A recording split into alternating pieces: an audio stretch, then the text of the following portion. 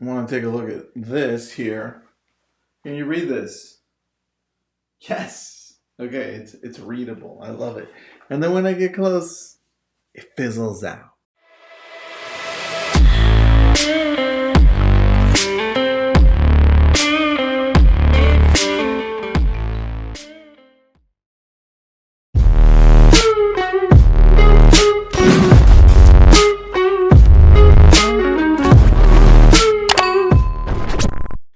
So there's one thing on everybody's mind, and that's Zillow. Zillow recently removed a lot of the transactions from real estate agents' profile. And that's not okay. That's actually more than not okay. And we've been talking about Zillow being enemy number one for the real estate agent for a long time. And now we're seeing it come to fruition more.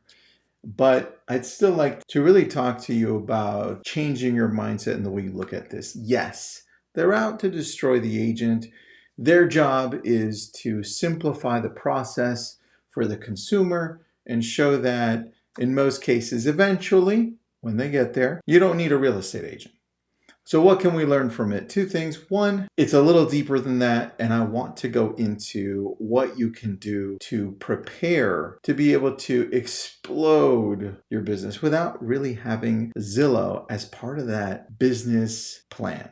And so the other part of it is the mindset you need to have when it comes to Zillow or when it comes to any competitor. One of the things that always comes to mind anytime somebody says, "Oh my gosh, look at this person coming in and destroying the way we're doing things in our business," or "Look at this company that's coming in and trying to get rid of this or that, or changing this up or changing that up." One thing that you'll know is that change is consistent over time, right? But here's what comes to mind. In the book Infinite Game by Simon Sinek, he says, look at it a little differently. Look at it in the form of having an opportunity to differentiate yourself from the competitor. In this case, Zillow. They've come into our world and they've created some pretty amazing stuff for the consumer to be able to process information better, right?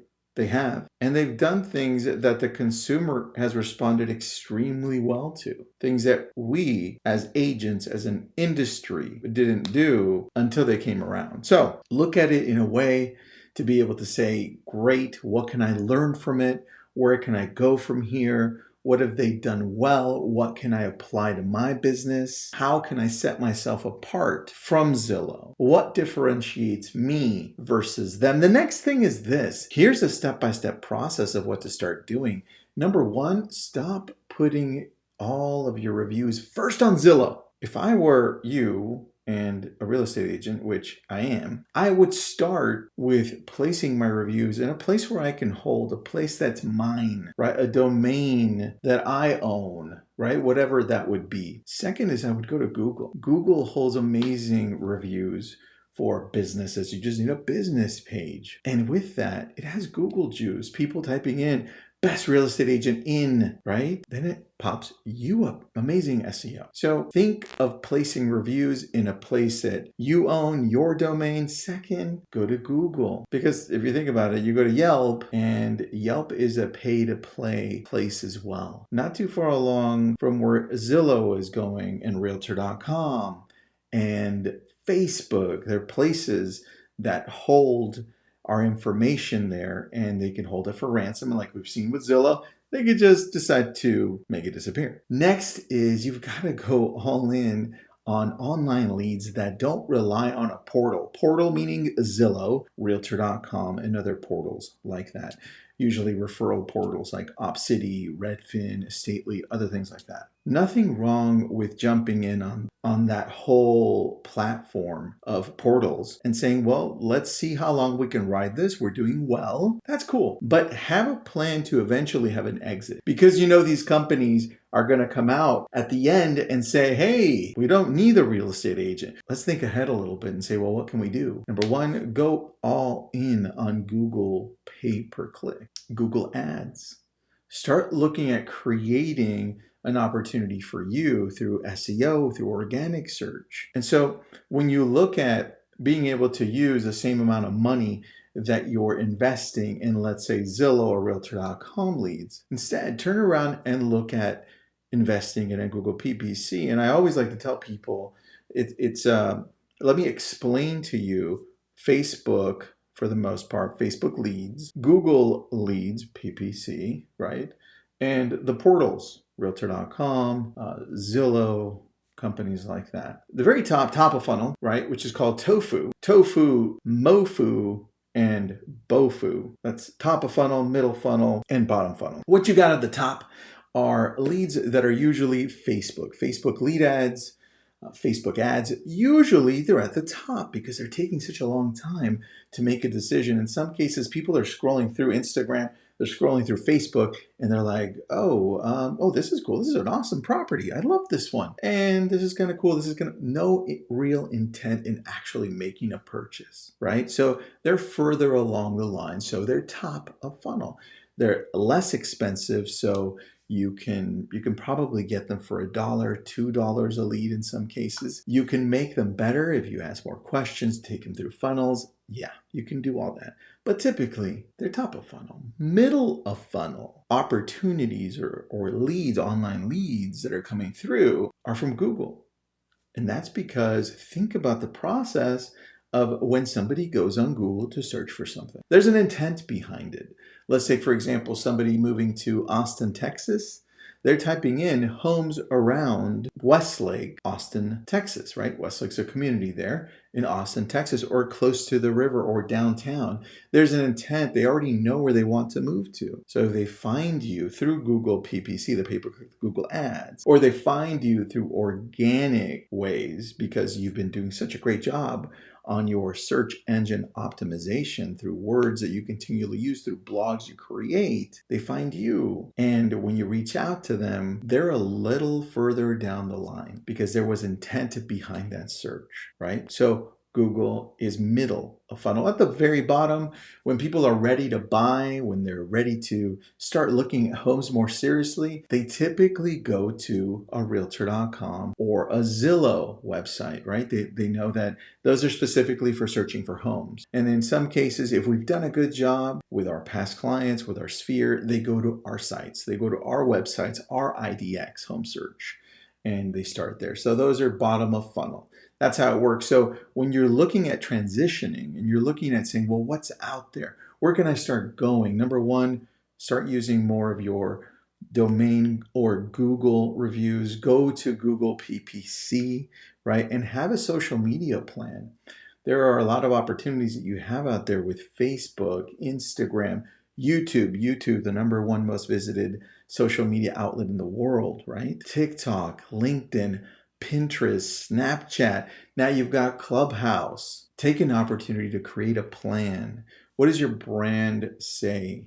What does it look like? What's your message? What's your mission? What's your vision? It's time to take a hard look at what people look at when they see you online. Don't rely on companies like Zillow or Realtor.com to tell that story for you because, like we've seen, they can shut that off, right? So let's take a recap. Reviews, see if you can. Domain, buy your own domain name. See if you can go to Google, start using that more. Google PPC, some Facebook lead ads, create a database so you can start nurturing them through things like dynamic ads for real estate where they're retargeted on Facebook and Instagram. Get some great SEO going, create some blogs, some videos that lead back to your site, and then start using social media to create attention, to create stories. One thing I always tell the agents on my team and the agents on Lab Code Agents is this: create a system, create a process. I always say, well, why don't you create some consistency through something I call STAY? It's an acronym, right? Sell, teach, advise, you. And circulate through that. Sell, we're so good at selling, but tell a story behind that. If you're selling a home, you're representing a buyer, or you've helped an amazing seller sell a home, or you've helped an amazing buyer buy a home. Tell a story behind that. Why is the seller selling, and what's your favorite part of this home? What's a feature you love? Start with that story. Stories sell. Get a hook at the beginning. Sell through stories. Next, teach. We have so much information. It's time to use it. It's time to tell people, hey, when doing a home inspection, look for these three things, right? Look out for the chimney. There's always a problem in the chimney. Make sure you take a look at there. Make sure you hire a plumber or an electrician, whatever it is. Look for these three things. Teach, always be teaching. Next, advice, and here's where it gets good, because advice is something that can go a little deeper into who we are. Like for me, I love technology.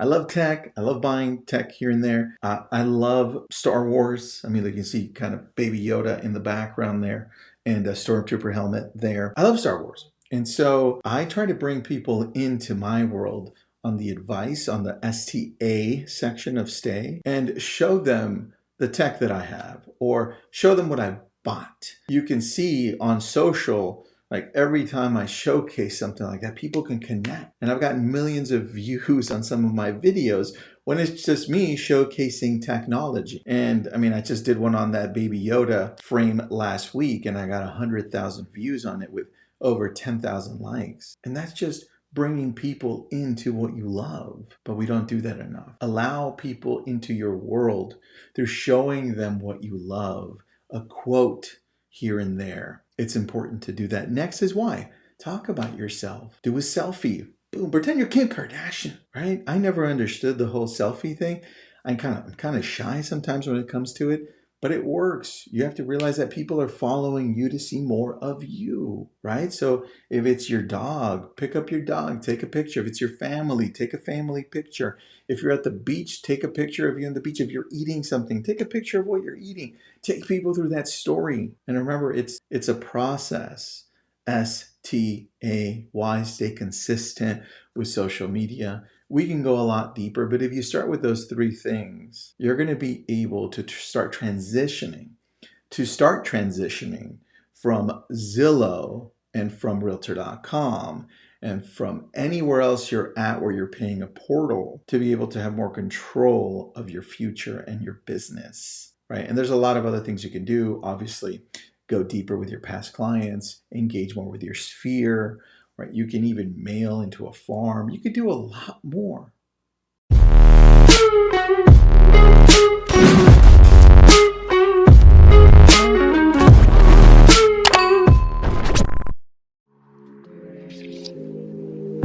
So just think about those things, apply them, and remember, subscribe, give me some love, and I'll love you back.